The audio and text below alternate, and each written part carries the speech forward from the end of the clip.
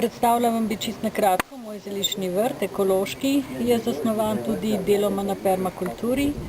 Na tem vrtu pa rastejo v glavnem zdravilne zeli in tudi zelenjava, katera nam pomaga za dobro počutje za telo. Ukvarjam se s tem že kar nekaj let, mogoče že 10, ampak z naravo ali pa z rastlinom pa že odkar se pravzaprav poznam, odkar so mi bile pač všeč rastline.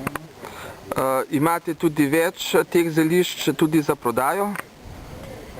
Nekaj rastlin je sigurno za prodajo, ker je vedno tudi nekaj viška, predvsem za čaje, lahko tudi za kakšne grenčice in tudi kakšne rastline se lahko dobijo. Tako da se lahko naši bralci tudi obrnejo na vas? Za določene rastline, recimo kitajski ožepek in tega, ker je viška, se lahko obrnejo. Lahko pa istočasno tudi spoznajo na mojem vrtu rastline, katere pravzaprav gojim samo zato, da se obdržijo, da bojo tudi naši zanamci jih lahko spoznali.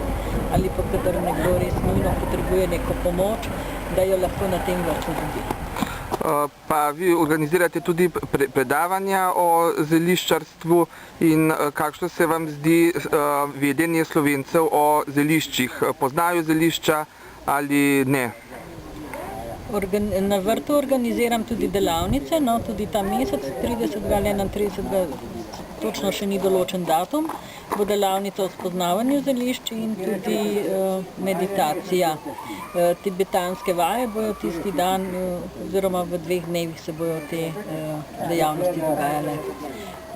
Slovenci poznajo z dneva v dan pravzaprav, ali pa z leta v leto več teh zelišč.